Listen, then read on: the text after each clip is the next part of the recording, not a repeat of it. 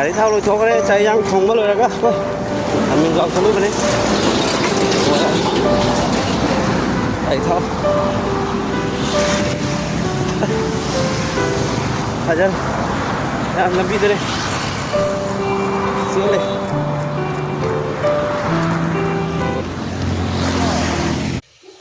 Aji अपना लोगों सभी रोमांस संग से रोमांस करते हैं। अगर वो तो वीडियो करा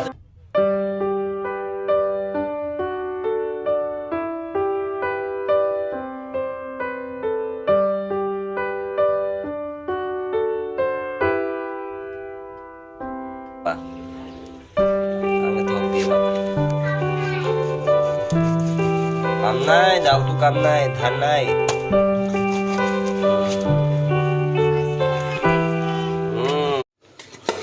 Mẹ nga sẽ cái phim đó này là mà su cây ngang thọc khai này. Thuang. रहा नहीं जाता तड़प ही ऐसी है ना नहीं सोके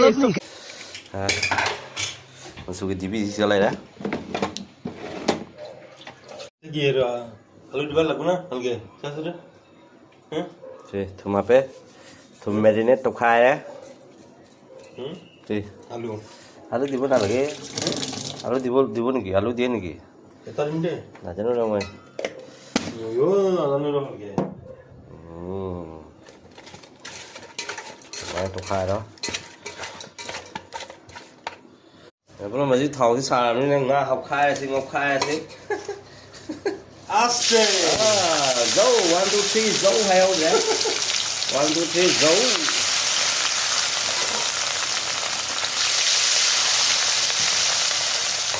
Ini là fish mà đi học khai rồi. Em muốn ngang thùng học khai sẽ hàng nó thiệt sự đã go. Gì ra? Ram. Flavor ke dalam morokang masih semuanya siaga, thak ada biro, tulang thak second biro. Namanya, bazaar kena bosan nuhoi. Masih, tapi ini absal asih masih happy है, orang cukup hau bani bako mem. Thak. Jadi. Itu lagi nih gitu pak. Kau barang mohli. Ini sih. Berat. Kan pergi.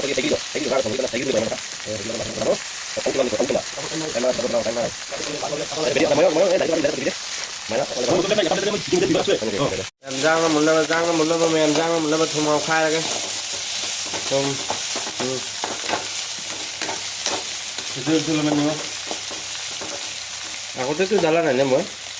Mau gue mana pak? Jalan. Baik kayak ngomong gitu. Hah. Apa lah? Lebih lah. Rác rồi nữa còn khó đây không? Là khi để vilai, hầu như vilai là gì?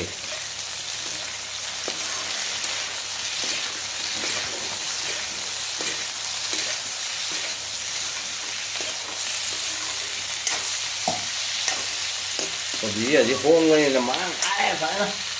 Full ka kopi hấp dẫn là cái full ka kopi. Thì các bạn à, thấy kopi thôi nó nga thử không thấy là gì. Vì là cái kopi mình ra cái coi, chúng ta tăng cái mà khai dần nạp chất là coi anh không à? Hào lịch khô cái này với mày. Đó, đang học khai bên đây ta. Muốn mà, tôi đấy tôi chỉ đi. Thang cái bút dao là ra rồi nên khang cho cái xin đua thế cái nó thấy em sẽ cái tận giá sẽ cái nó xin chứ sẽ cái mông chứ cái này rồi đến thời mét sẽ rất là cái khai nó khang chút xin lấy em cái khang dầu mà sắc fadraba sexy khang sẽ khang la bên ní maikeidagi BSharmaVlog khang cái maikeidagi BSharmaVlog sexy khang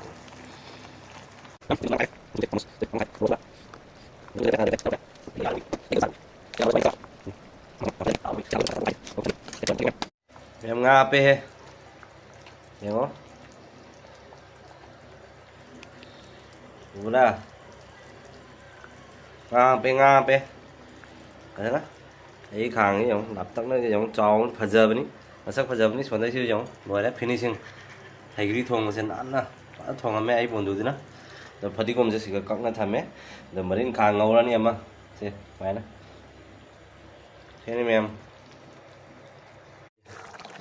mềm uradra này tao biết chứ ngay mà nung dậy nè giá lúc đi mình gọi ấy rồi chắc lúc đấy hay đặt lâu bên này nè ấp xe lại tôi thầu được thôi kia nè thong cái lối chennal đấy hisab giao cho bahang apa पैसा दे जाओगे भाई account दा अदुगा थाव हाप की petrol pump दा चंग मगी मतम से लेते bahang apa ama hin duty चतोय बा पुंग नि दगी खंग apa मैम अदुना हजे हयांग आई फा सावहल ले मैम यंग आई लोय हबसर के मतेक मतेक आइना चेन बा खोट पदो थिंग बदुगी मैम से लोय हजे को मथक ता थक थक फिनिशिंग गिनी मैम से अरे finish không phong thì qua cô là phù đấy, mà đến khang ngầu đấy mèo, cái này răng rồi,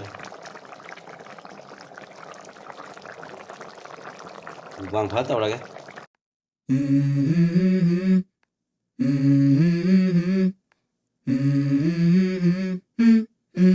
Let's go.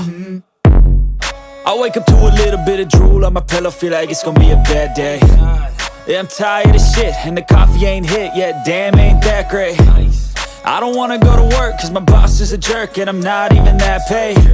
I need a Hello, xin chào ma'am. Ngasi nga thong Manipuri se. Ase su haigrido adu duga siga nga ga thong mani nga gi mahi le re kobi chikna ba khara le re morok le re sine marin khang ba. Sini hawage ma'am. Sing yam ta line kriya ta ge. Sing sa bani makha tham ga se mafam space le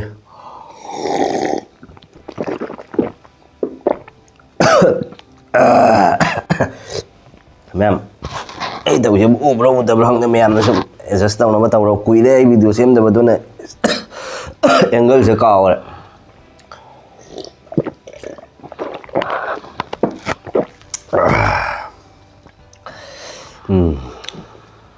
xem phải giờ với bữa này gì wine này ma'am how rồi cái sẽ nga mày tiếng ngô sẽ chun em mình còn đây anh hay giang tiền thô bắt đây nè abu moi hem pina rakta ba sigane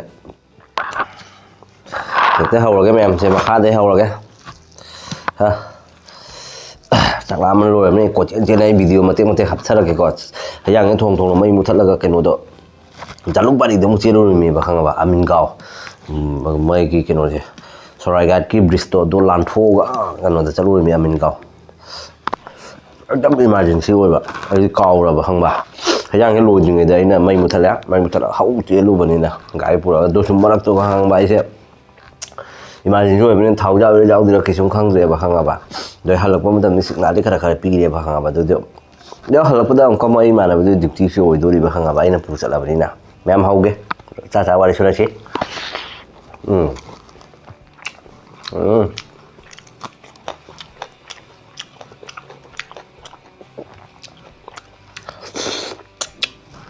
mình khảo thì đi khảo theo tục đi học đây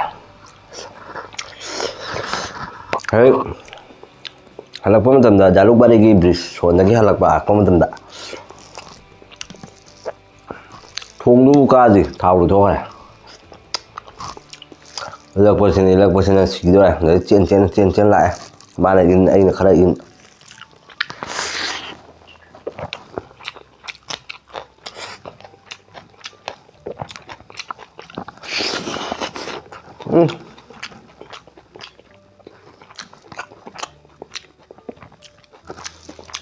ไม่ปีเมียแค่เจ้าบอกว่าอะไรแม่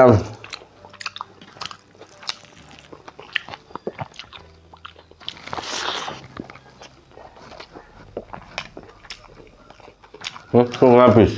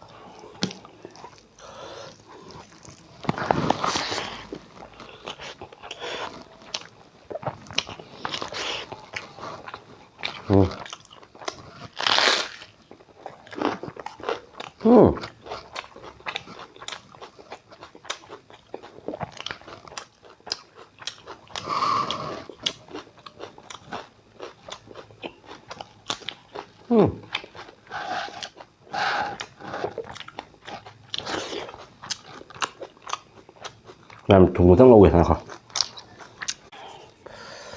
thùng đang dài thùng đang chấm tất tao này chấm bên đây sẽ đi phê nó có miệng của mình mà xây được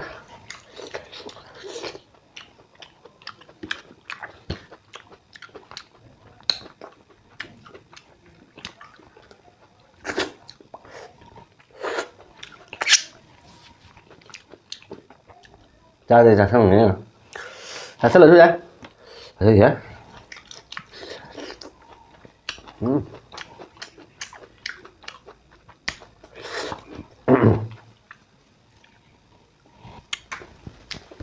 thì xin chào mẹ em video thế là này thằng có làm gì đúng không thằng đây là like và subscribe tao mẹ em có biết không mẹ em mình tung in video xem ra đôi mẹ em like subscribe tao cái mà tung in là video xem bữa đó Thongba happy meet rồi mẹ em like tao và subscribe tao mẹ em có biết không mình khẩu khẩu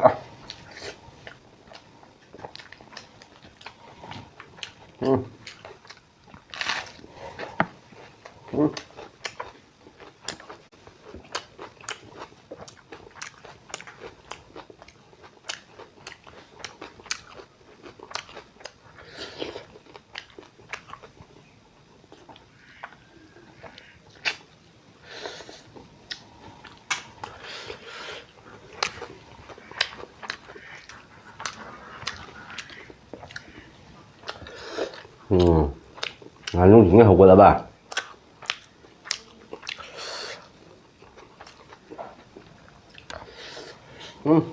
là thuốc xa tới đâu không để mẹ em hỏi ngay xa rồi bố quyền nè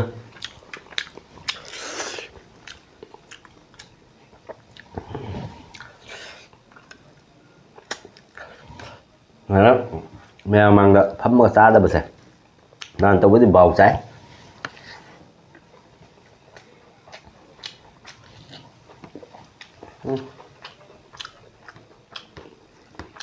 một ra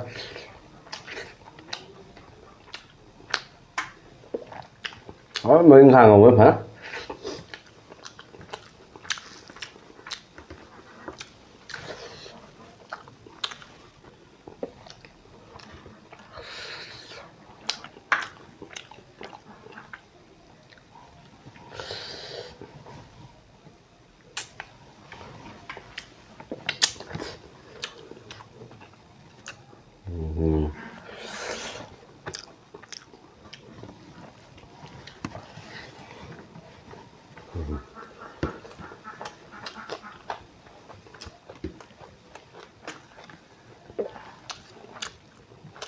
rồi đó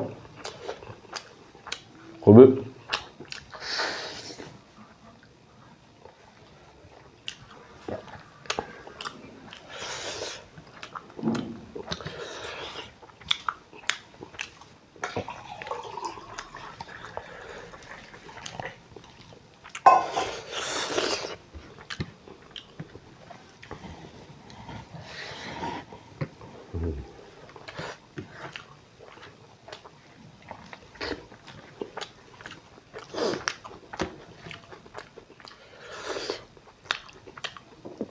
làm một có mẹ em tất trong xa xí quả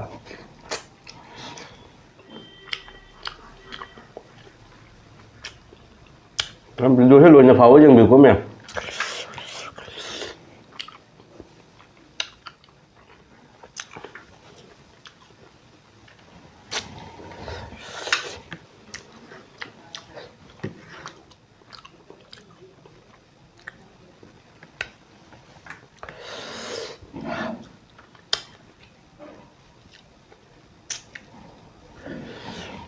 hảo rồi bà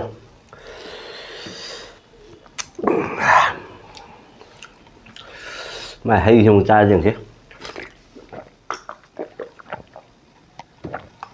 hay ghi tôi không làm em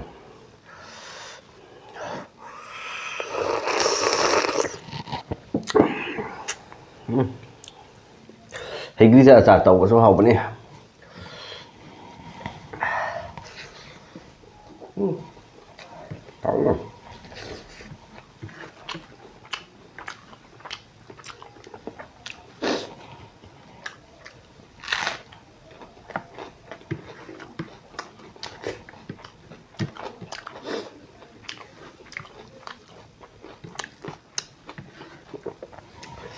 Em thôn người ta có trên về hoa để răng rạ ăn ngon phao nữa qua đây bạn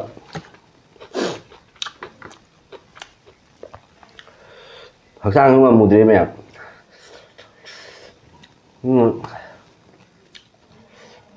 video xem ngầm đầu nhé mẹ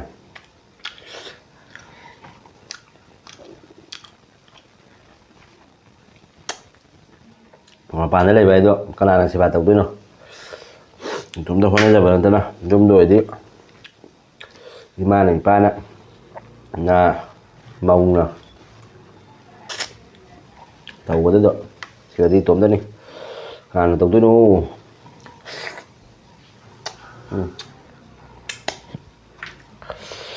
ok làm video thì khả năng đứng sàng anh đi quả rồi những gì quá em rồi những gì biết hỏi quá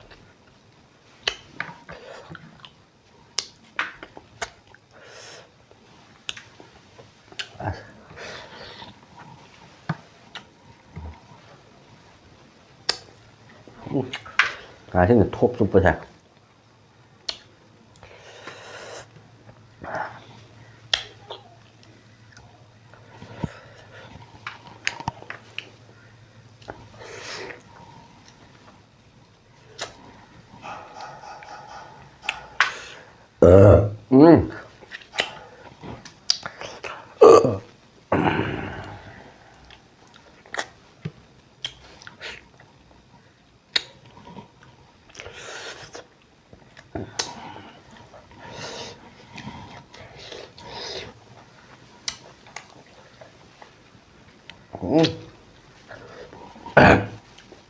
sebelum may tolong pesan di bawah saya Mayam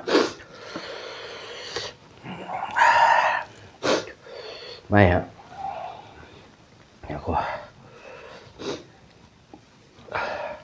saya lupsan kìa tôi thắc kìa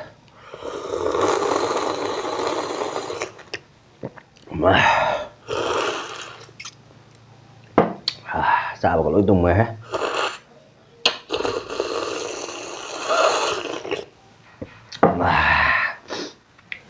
chụp rồi hey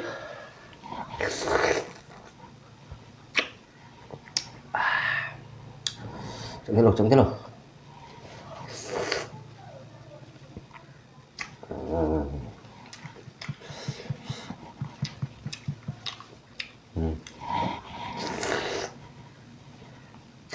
ngang mày chụp bay ở trên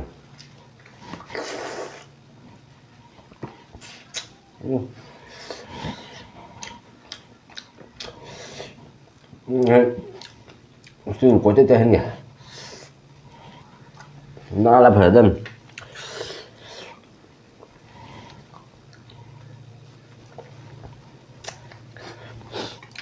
có chết là khăn bạc trà nhưng vàng này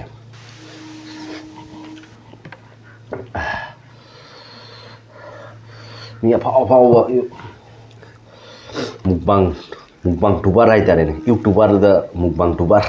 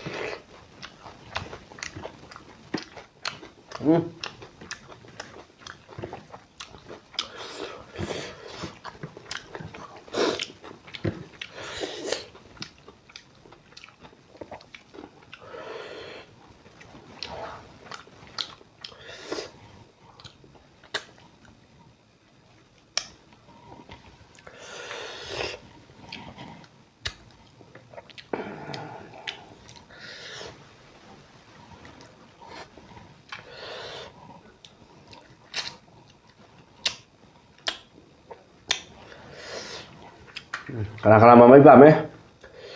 Kami dah bilang.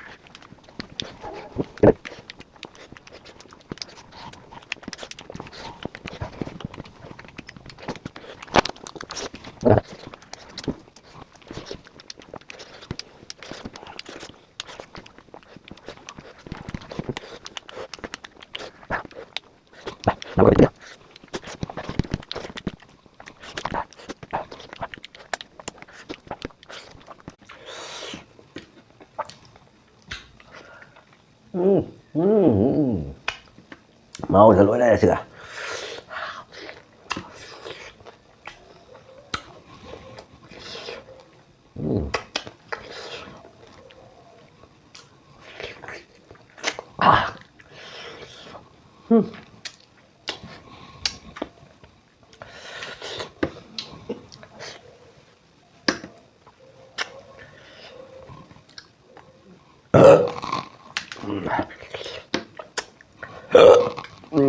Mềm chập chão à.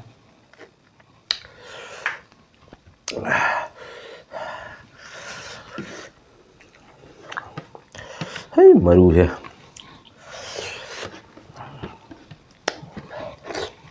Rồi. Cái nó này. Nó không ra ra cái chân này là. Có biếm tăng ra cái sao.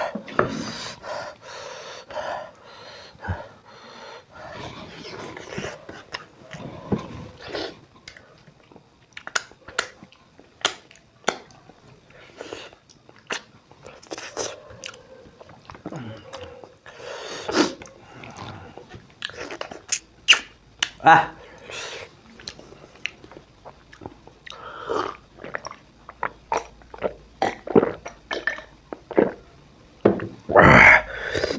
Mềm phần nào đây. Mềm mà tao sẽ bye bye tao rồi cái mềm. Like and subscribe tao mềm có biết không? Bye bye. Tata.